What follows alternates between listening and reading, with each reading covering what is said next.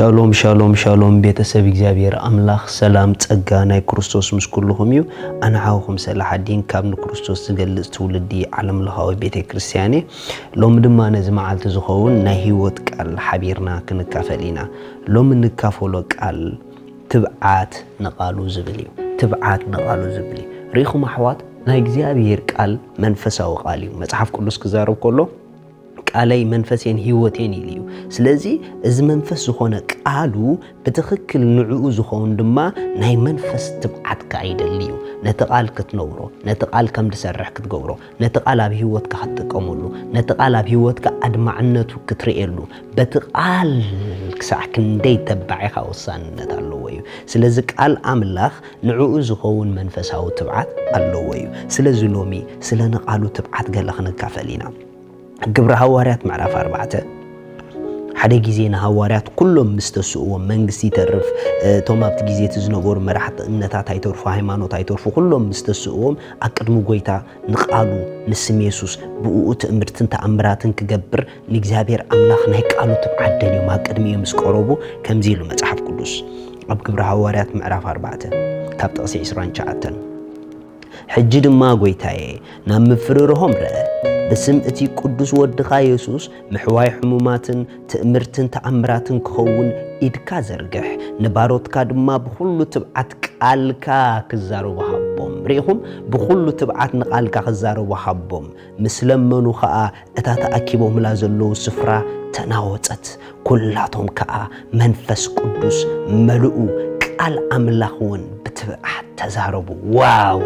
حواريات كفرارحوم مستسؤو اندغنا دما حواريات تنبركهم لእግዚአብሔር ሓደ ነገር ኢሎሞ ኣብ ልዕሊ ዝጋጢሞም ዘሎ ናይ ምፍራሕ ነገር ክትስኡን ክወጹን ብስም ኢየሱስ ድማ ውጽኢት ከርኢ ብስም ኢየሱስ ድማ ነገራት ክቀይሩ በዓይኖም ንሰባት ከርኢዎም ስለዝደለዩ ብስም ኢየሱስ ትእምርትን ተኣምራትን እንዳተገብረ ስም ኢየሱስ ኣብ ማእከል ህዝቢ ከኽብርዎ ስለዝደለዩ ንቃሉ ተባዓት ክኾኑ ኣቅድሚ እግዚአብሔር ቀሪቦም ልክዕ ምስ ጸለዩ ድማ እቲ ዘለውዎ ስፍራ ብመንፈስ ቅዱስ ተመልዩ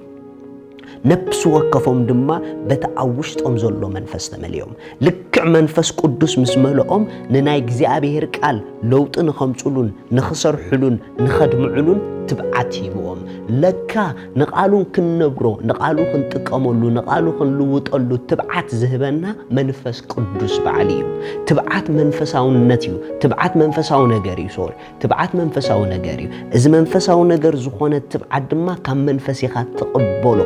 كم منفس يخاطقبله سلازي ناي منفس قدوس ملعات اسو نتناي እግዚአብሔር ነገር كم تتبع نقالو كم تتبع زغبركا دحرزي ناي قالو تبعات وشتخا خاطوكان تجميرو منفس قدوس بزي تبعات كملأكان تجميرو نقالو زلك امنت قوسخ يجمر بقالو ازيخا دو تبل سبكت كون تجمر ننغرات بقالو تغير سبكت كون تجمر كاب اب كنتات اب قالو تامن سبكت كون تجمر ريخوم ناي እግዚአብሔር ቃል نزئمنو ايحفرمني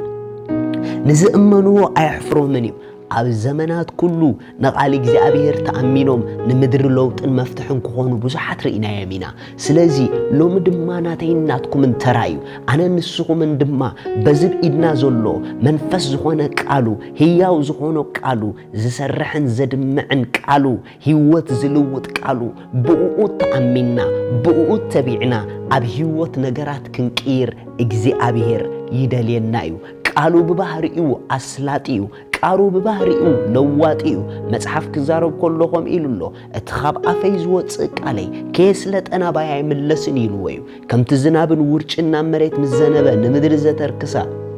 ልክዕኩም ድማ ናይ እግዚአብሔር ቃል ከየተርከሰ ፍረኸም ትፈርኸ ይገበረ ከይለወጠካ ከምቲ ኣምላኽ ዝበሎ ገይሩ ከየሳገረካ አይምለስን እዩ ኣብ ዝበልካዮ ኣብ ዝተጠቀምካሉ ቃሉ ነገራት ክቀይር ሙሉእ ስልጣን ኣለዎ እቲ ቃሉ ባዕሉ ቁቡእ እዩ እቲ ቃሉ ባዕሉ ስልጡን እዩ እቲ ቃሉ ባዕሉ ንስዩ ነገር ግን እዚ ቃል እዚ ውጽኢት ኣብ ህይወት ከመጽእ ውጽኢት ኣብ ህይወተይ ከመጽእ ክሳዕ ክንደይ በዝቃል ትብዓት ኣለኒ ክሳዕ ክንደይ ካብ ነገራት ንላዕሊ ነቃሉ ሒዘ ደው ይብል ክሳዕ ክንደይ ነቃሉ ዝደልዮ ነገረይ ከም ዘጨበጠኒ ይኣምኖን ይውከሎን ኣብ ቃሉኸ ክሳዕ ክንደይ ትብዓት ኣለኒ ريخو محوات بقالو بمنفس قدوس كنتبع عند حرجة ميرنا دحريو أمتنا دليتنا كاب كل نجار كإلا إيد جمبر كاب قالو ترحينا خنصبن جمبر بعدون تاب كبابي خندهر أكي أجزي أبيه رقاصحيه زود لني بالليل زبل قال تبعت خونم مونا تقالو عبت بعدون نتكي دويلكي أنا زود لني بالليل كل بخل مالي اللي خطب لتجمري نمن تاي تتبهاله لعلة رئيو خطوات زجبركي نتهياو زغونة قال زلك تبعتيو نقالو زي تبعت جن بخونتاتهم يمزو صورو نقالو زي تبعت جن بنجاراتن ينزو سدا تبعت يبلنن بتقالو لنجارات كغيرة سلازي أنا نسخو من لومي كابناي منفس قدوس ملقات زتلع على بزق على زي أبيهوت تبعت كنكون يجبأنايو بزق على تتبعنا دما الزقال وتسيد كرئنايو مصحف قدوس أب جبرها واريات معرف 14 تقص 3 بل أبو نوح ورحت تقمطو بتي تأمرتن تأمراتن بقداوم أنا جبرة نقال تسقو مسكر ذهب قويتا تأمينهم بتبعد تزاربو واو ريخو أبتبوتات نوح ورحت كأمط وزجبرهم نقالو زلوهم تبعتي خوم كيروهم مخنياتو نقال تسقو بتأمرتن تأمراتن دتن عملهم زلو سلازا أمنو حوي حفتي لو ما حدا نجركم لكم نتقال أمنوا بتقال تبعتكم اتقال أي كحفركم منيو قالوا ببحريو أي حفرنيو قالوا نزت أمنوا أمنيو نزت تقعوا دقافيو نزقربوا العلن قرابنيو سلازي نايجزي أبيهر قال نتأمنوا لما السلمة كأمنالنايو نايجزي أبيهر قال تبعت نخونمو نسو نعلمنا كلوطيو نعلمنا كتصبقيو نعلمنا كغيريو مخنياتو قالو ببحريو لواتيو سلازي بمنفس قدوس نقال أملاخ تبعت نخون سلازي كلنا كمزيلنا نعوج እግዚአብሔር አቦ